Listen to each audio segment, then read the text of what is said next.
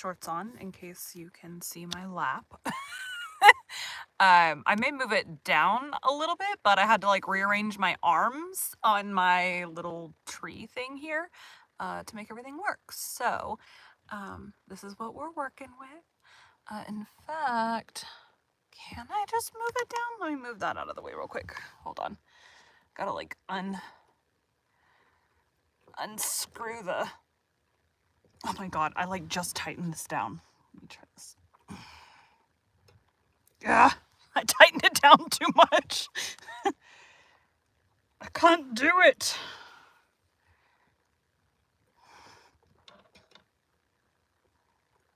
I don't know. We'll mess with it later. Anyways, yeah, so it's up high. I mean, I could move it. I really wish I could get it to move down now because I think it would be better if it was down a little bit. Let me try this again. My poor hand.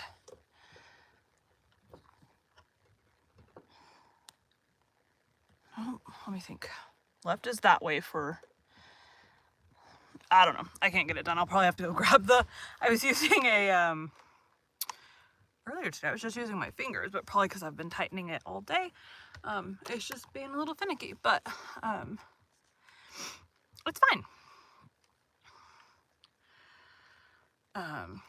Anyways, I would like to get that a little bit, maybe a little bit lower. I mean, I guess it's fine. It's not really that bad. Just like up above me. What I was concerned about is you're gonna be able to see, but you can't even see the iPad at all. All right, let's go. Yes, we basically flip-flopped which arm. The iPad was on the upper arm and the light was on this lower arm, and so I flip-flopped them. All right.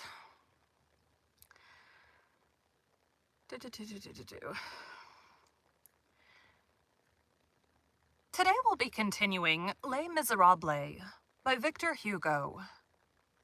Chapter 4. Details concerning the cheese dairies of Pontlierre.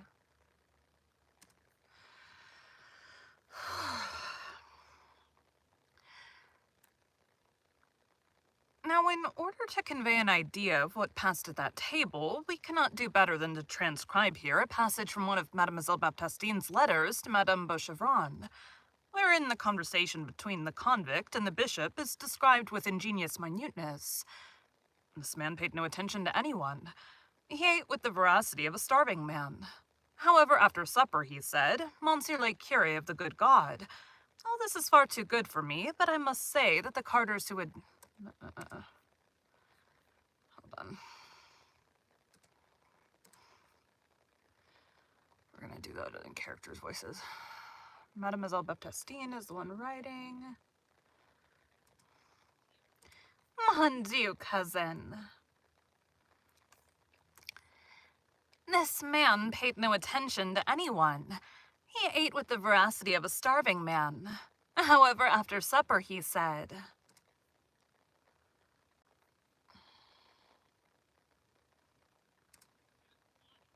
Food and lodging. Monsieur le Curé of the good God, all this is far too good for me. But I must say that the carters who would not allow me to eat with them keep a better table than you do. Between ourselves, the remark rather shocked me.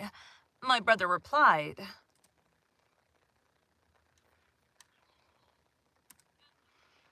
and I had a great. They are more fatigued than I. No, returned the man. They have more money. You are poor, I see that plainly. You cannot be even a curate. Are you really a curé? Ah, if the good God were but just, you certainly ought to be a curé. The good God is more than just, said my brother. A moment later he added, Monsieur Jean Valjean, is it to Pontlierre that you are going? With my road marked out for me. I think that is what the man said. Then he went on. I must be on my way by daybreak tomorrow. Traveling is hard. If the nights are cold, the days are hot. You are going to a good country, said my brother. During the Revolution, my family was ruined. I took refuge in Franche-Comté at first, and there I lived for some time by the toil of my hands. My will was good. I found plenty to occupy me. I don't know where I am. One has only to choose.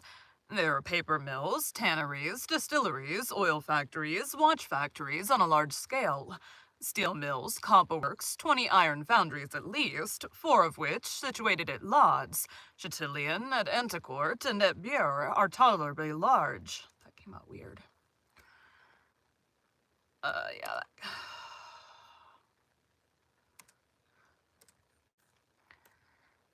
Steel mills.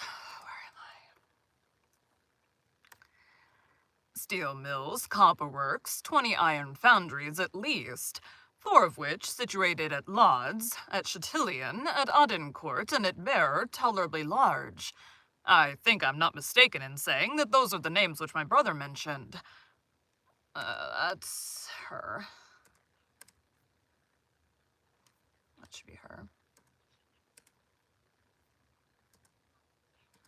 Mon Dieu, cousin. I think I'm not mistaken in saying that those are the names which my brother mentioned. Then he interrupted himself and addressed me. Have we not some relatives in those parts, my dear sister? I replied. We did have some, among others Monsieur de Lucenet, who was captain of the gates at Pontllier under the old regime. Yes, resumed my brother. But in '93, one had no longer any relatives. One had only one's arms. I worked. They have, in the country of Pontllier, whither you are going, Monsieur Valjean, a truly patriarchal and truly charming industry, my sister. It is their cheese dairies, which they call fruitiers. Then my brother, while urging the man to eat, explained to him with great minuteness. I want to make sure we're saying that right. Pronounce fruit, I-E-R-E-S.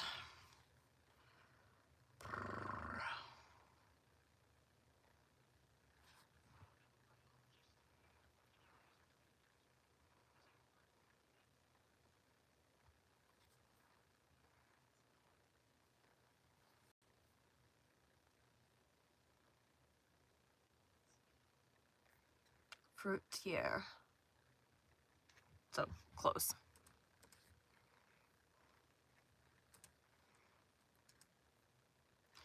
Minuteness. What these fruitiers of Pontllier were, that they were divided into 2 classes. The big barns, which belong to the rich, and where there are 40 or 50 cows, which produce from 7,000 to 8,000 cheeses each summer, and the associated fruitiers, which belong to the poor. These are the peasants of mid-mountain who hold their cows in common and share the proceeds. They engage with the services of a cheesemaker, whom they call Gurin. The Gurin receives the milk of the associates 3 times a day, and marks the quantity on a double tally. It is toward the end of April that the work of the cheese dairies begins. It is towards the middle of June that the cheesemakers drive their cows to the mountains. The man recovered his animation as he ate. My brother made him drink that good Mauves wine, which he does not drink himself, because he says that wine is expensive. My brother imparted all these details with that easy gaiety of his with which you are acquainted, interspersing his words with graceful attentions to me. He recurred frequently to that comfortable trait of Gurin, as though he wished the man to understand, without advising him directly and harshly, that this would afford him a refuge. One thing struck me. This man was what I have told you. Well, neither during supper nor during the entire evening did my brother utter a single word, with the exception of a few words about Jesus when he entered, which could remind the man of what he was, nor of what my brother was. To all appearances, it was an occasion for preaching him a little sermon, and of impressing the bishop on the convict so that a mark of the passage might remain behind. This might have appeared to anyone else who had this unfortunate man in his hands to afford.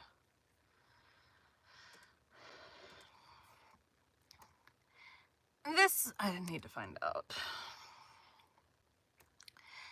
This might have appeared to anyone else who had this unfortunate man in his hands to afford a chance to nourish his soul as well as his body, and to bestow upon him some reproach seasoned with moralizing and advice, or a little commiseration with an exhortation to conduct himself better in the future.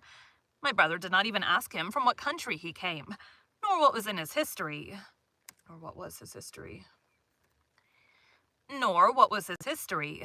For in history there's a fault, and my brother seemed to avoid everything which could remind him of it. To such a point did he carry it that at one time, when my brother was speaking of the mountaineers of Pontlieres, who exercise a gentle labor near heaven, and who, he added, are happy because they are innocent, he stopped short, fearing lest in this remark there might have escaped him something which might wound the man. By dint of reflection, I think I've comprehended what was passing in my brother's heart. He was thinking, no doubt, that this man, whose name is Jean Valjean, had his misfortune only too vividly present in his mind. That the best thing was to divert him from it, and to make him believe, if only momentarily, that he was a person like any other by treating him just in his ordinary way. Is not this, indeed, to understand charity well? Is there not, dear madame, something truly evangelical in this delicacy which abstains from sermon, from moralizing, from allusions? And is not the truest pity, when a man has a sore point, not to touch it at all? It has seemed to me that this might have been my brother's private thought. In any case, what I can say is that if he entertained all these ideas, he gave no sign of them from beginning to end. Even to me he was the same as he is every evening, and he supped with this Jean Valjean with the same air and in the same manner in which he would have supped with Monsieur Gedon le Provost, or with the curate of the parish. Towards the end, when he had reached the figs, there came a knock at the door. It was Mother Gerbaud with her little one in her arms. My brother kissed the child on the brow and borrowed 15 sous, which I had about me, to give to Mother Gerbaud. The man was not paying much heed to anything then. Excuse me. To anything then. He was no longer talking, and my throat's making noise. He was no longer talking, and he seemed very much fatigued. My mouth is making noises again. He was no longer talking, and he seemed very much fatigued.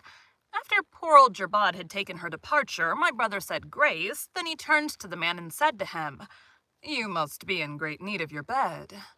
Madame Magloire cleared the table very promptly.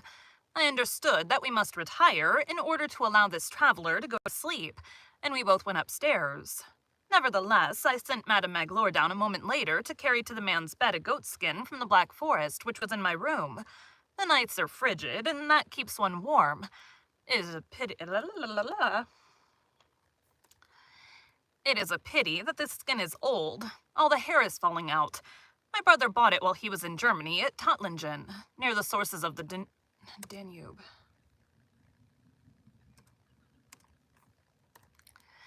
My brother bought it while he was in Germany at Tottlingen, near the sources of the Danube, as well as the little ivory-handled knife which I use at table. Madame Magloire returned immediately. We said our prayers in the drawing-room, where we hang up the linen, and then we each retired to our own chambers without saying a word to each other. Thank you for joining Bite at a Time Books today, while we read a bite of one of your favorite classics. Again, my name is Bree Carlile, and I hope you come back tomorrow for the next bite of Les Miserables. All right. Thanks, guys.